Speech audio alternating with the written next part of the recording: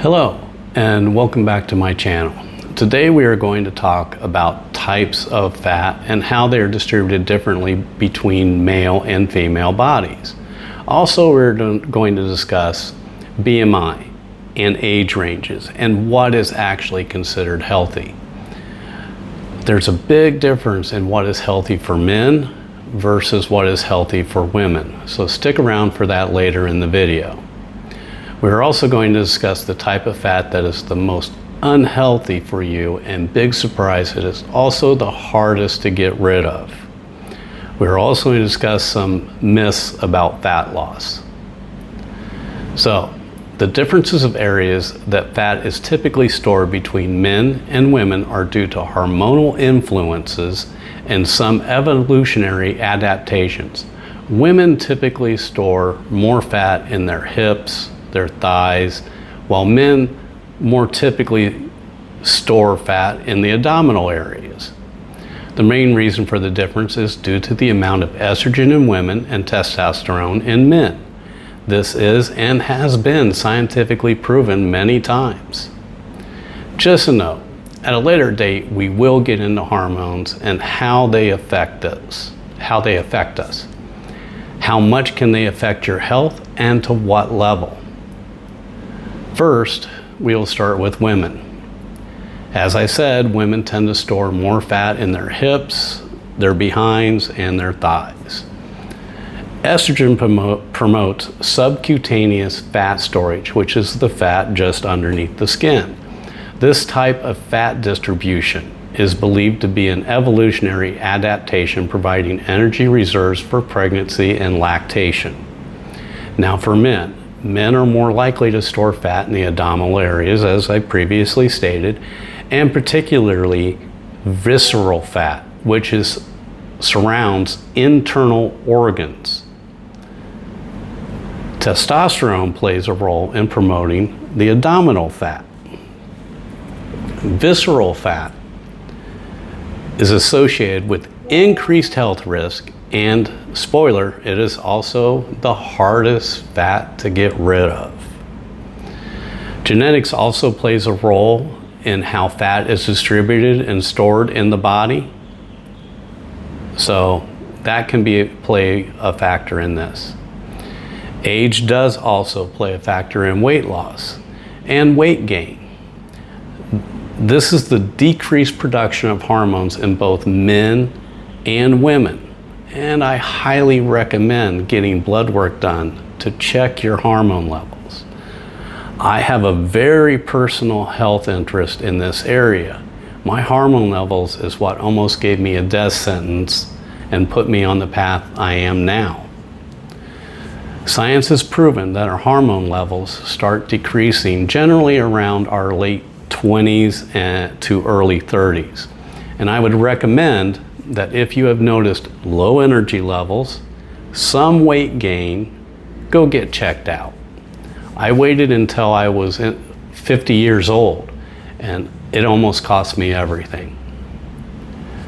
A high percentage of body fat can increase the risk of diabetes, cardiovascular disease, and many other health problems. You might have seen some reports over the last several years saying that Americans weigh more now than ever in our history.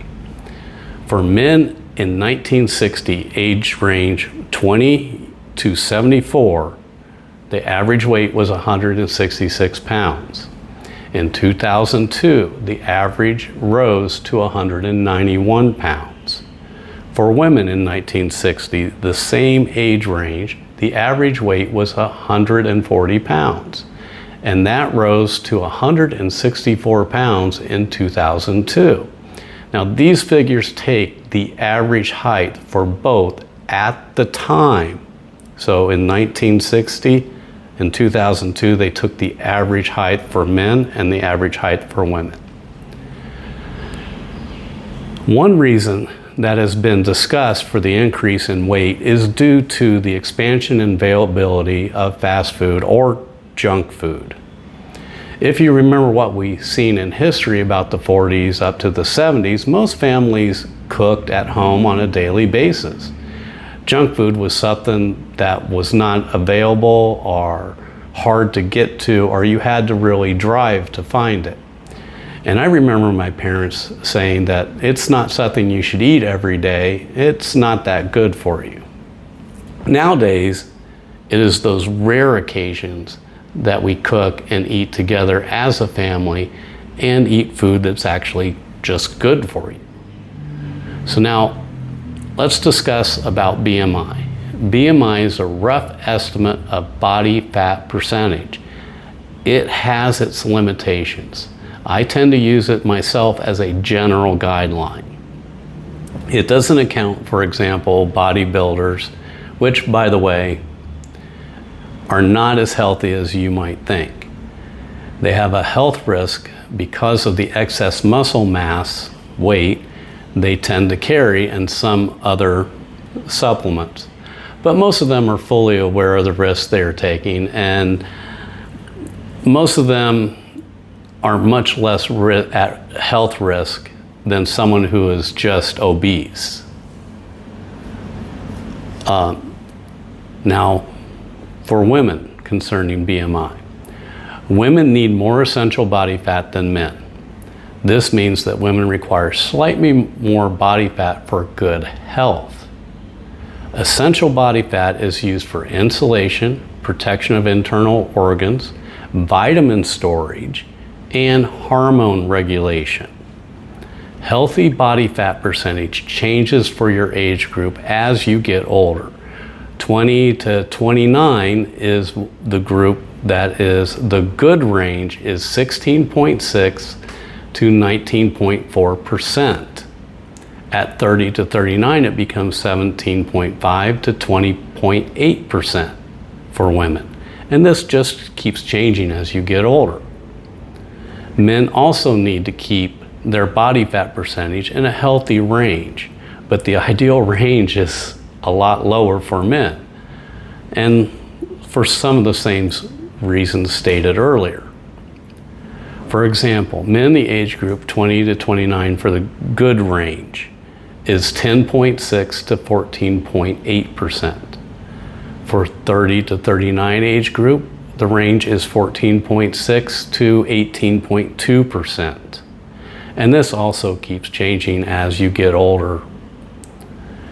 Now, I was going to get into how you actually calculate BMI, but if you really want to get your BMI, there are some gyms that have trainers that have been trained to give you a general BMI.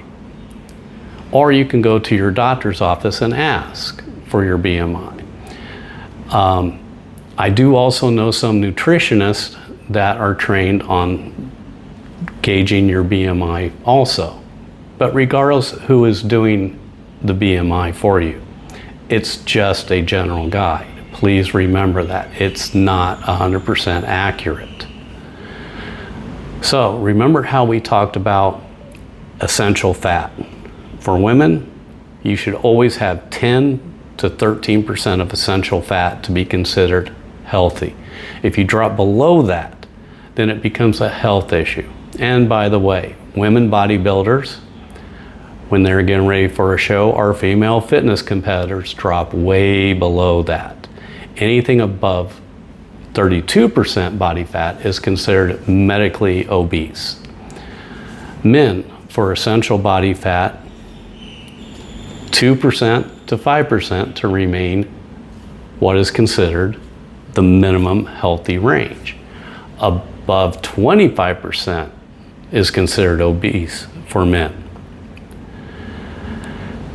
There are some very accurate ways to measure body fat percentage, but the equipment is usually wildly unavailable and is rather expensive. So let's just move on to the types of fat. So the first one is white fat. This is the most common type. White fat stores energy and provides insulation. It also makes up the subcutaneous and visceral fat. Then we have brown fat. This type of fat is associated with generating heat and burning energy. Beige fat It is a type of fat that has the same attributes as white fat and brown fat, and it is also involved in burning energy. Locations of fat, essential fat. This is the minimum amount of fat required for normal bodily functions. Subcutaneous fat, which is located just beneath the skin, providing insulation and protection and vitamin storage. Visceral fat, which is found deep within the abdominal cavity, surrounding your organs, and creates a very high health risk. Visceral fat is correlated with insulin resistance, which can make it very difficult to lose both visceral and subcutaneous fat. So I want to touch on some real quick myths here about fat loss. Regardless of what you see advertised about how to target areas for fat loss, your body does not work that way. For example, if you follow one of these influencers that are telling you to do a specific exercise to target fat loss around your waistline, your abdominals, it just isn't the truth. The research has shown that targeting a specific area with an exercise will only affect fat loss in that area by, at the most, 1%. This is a percentage that you cannot even visually measure or tell. Your body will lose fat in the areas from either exercise or calorie deficit, the way it wants to and in the order it wants to. We will make a video about that later on how your body actually loses fat and the process of how it goes through it, and the areas that is affected first, and some of the areas, as most people know, they're areas that are the toughest to lose that weight in. So I will make a video about that later on. The biggest factor in your weight loss, if we want to break it down to just how this actually works, if you want to really kickstart a weight loss, one, like we talked about in a previous video, 15,000 steps, 3 to 4 days a week. That's considered high intensity exercise.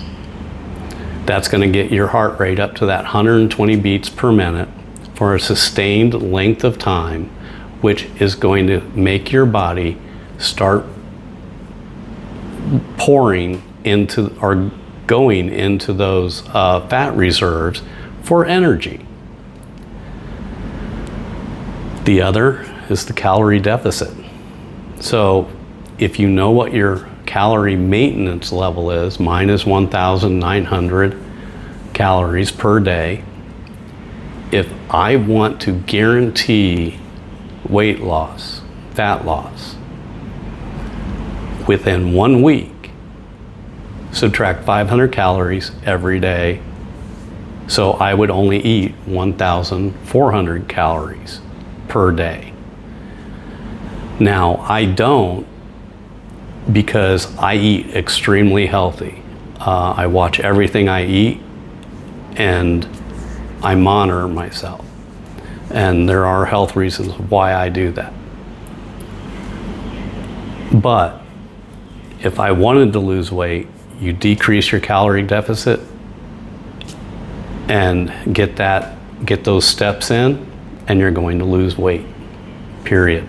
It's no ifs, ands, or buts. But how we're trying to start this is we're trying to start this